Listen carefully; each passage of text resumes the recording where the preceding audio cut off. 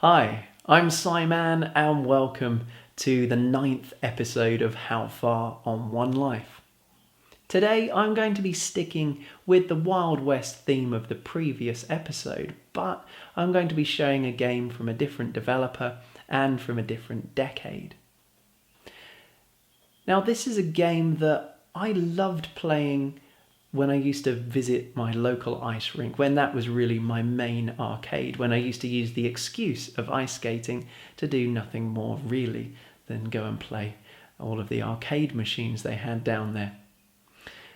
Now I think I talked a little bit about that when I showed you Teenage Mutant Ninja Turtles, and this is a game by the same developer, Konami, and comes from a similar time period. Ninja Turtles first came out in 1989. It was probably about 1990 by the time it had hit British arcades. This game came out in 1991 and was of a similar mould, a side-scroller. They had 2-player cabinets and also a 4-player machine as well. The local arcade I played it at, it was always a 2-player game, which was fine because then you're not assigned a control stick like you are with Ninja Turtles 4-player, where the one that's on the leftmost side is always the same player as are all the others.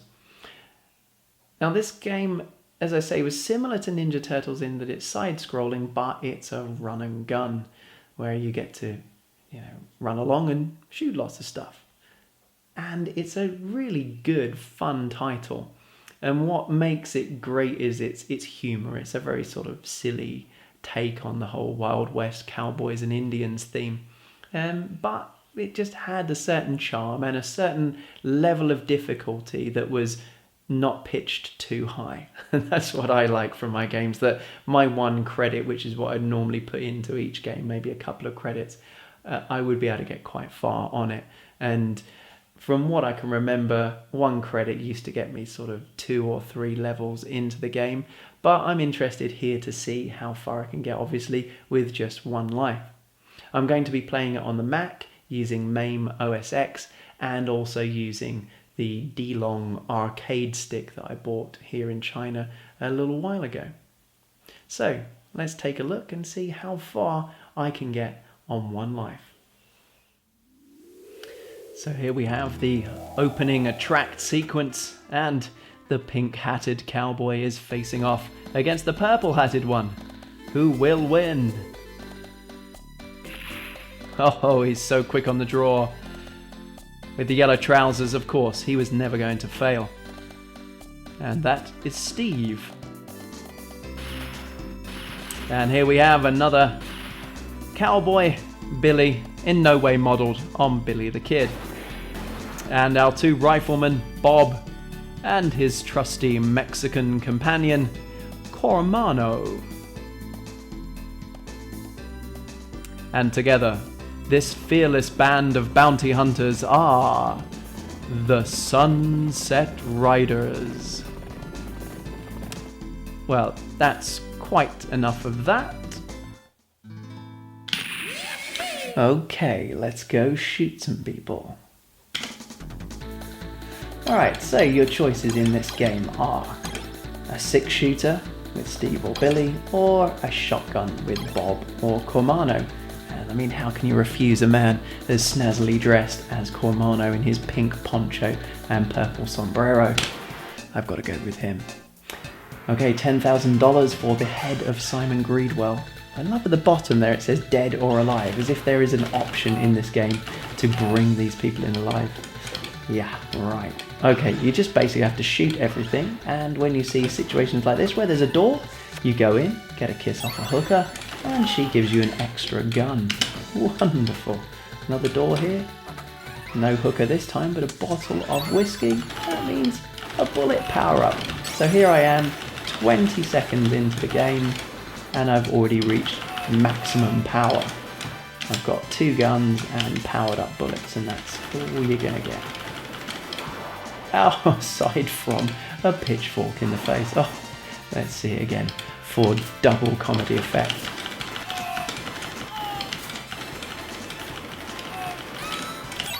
Okay, let's stay away from that. And total overkill. Why you'd need a bomb to kill these guys, I do not know. They only take one shot to kill, and incidentally, so do you. There's no energy meter here. One bullet and it's all over. Run to avoid getting killed, as if you needed to know that. What are they going to tell me next? Dodge bullets to avoid getting killed. Oh, really? And avoid fire to avoid getting turned into Mr. Crispy, just like him. Oh dear. Okay, nice superfluous power up there. This just gives me a few extra dollars. Okay, more chickens means more cattle. And more signs that I don't need to read. I mean, as if you're going to have forgotten what to do with cattle after encountering them less than a minute ago. It's like signs for the stupid. Okay, end of the first level and the first boss. I mean, it is time to pay, isn't it?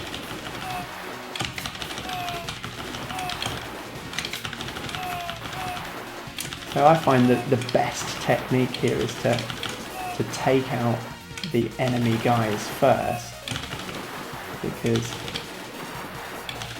they're much harder to hit than him. Yeah.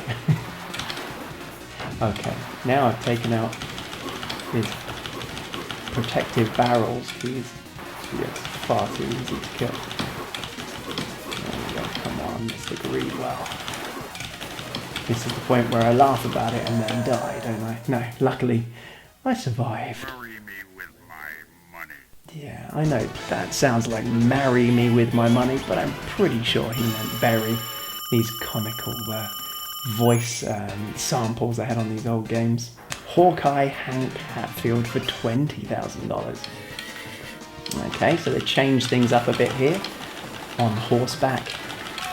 And it becomes a little bit trickier at this stage because it's much more difficult to dodge the bullets. So the best thing to do is to shoot these guys as soon as they come onto the screen to avoid taking a bullet in the face. Okay, and there's an extra life that I won't be needing. Okay, what's next?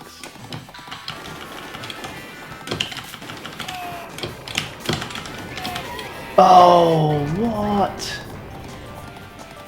And there we go. That is just so annoying. Dead, dead, dead. Okay. Well, this is how far on one life, so come on, somebody stop me. No, you come on, kill me. There we go, thank you. Continue. No continuing here. Game over. Okay, 9th place. Not very good.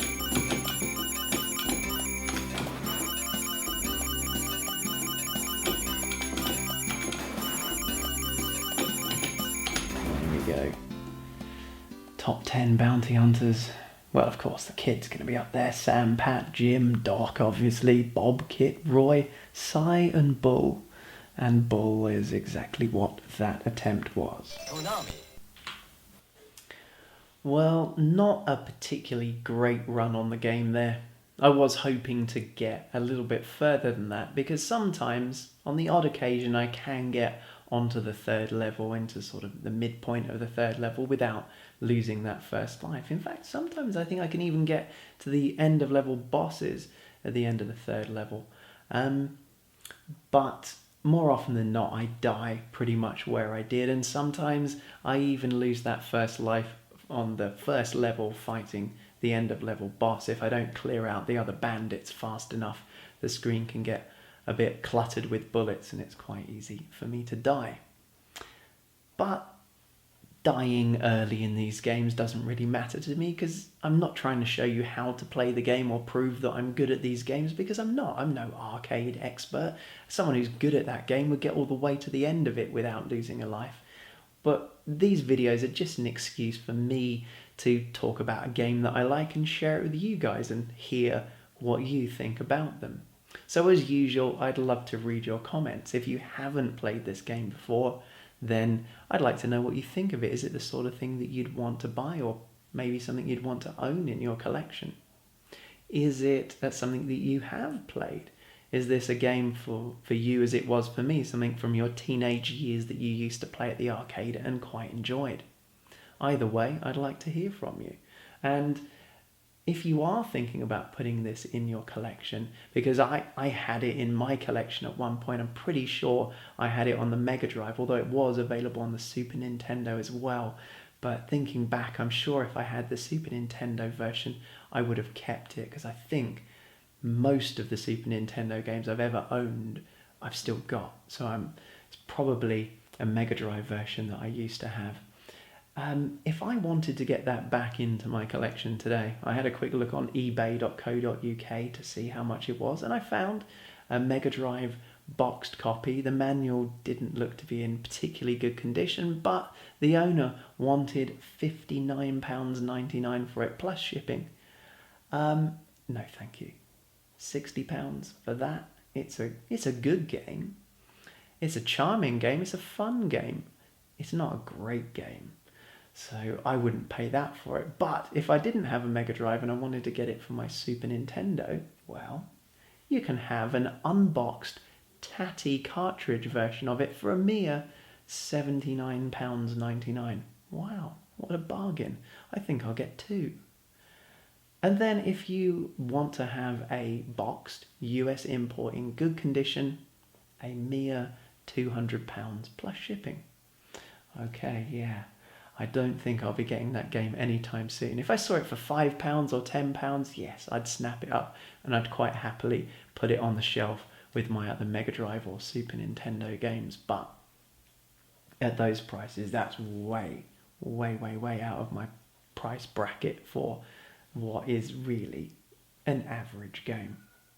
But it's an average game that I really like, and that's why I made a video about it and wanted to share it with you guys. So I look forward to reading any comments you care to leave. Let me know what you think, obviously, about the game, but you can also let me know what you think about this series of videos. Do you like them? Would you like me to continue making them? Or do you hate them and want me to do something else? Even if you do, I probably will continue making these because I quite like them, but I always like to hear what the viewers think. So, thank you very much for watching. From my spare room to wherever you are, this is Simon signing off. Bye-bye.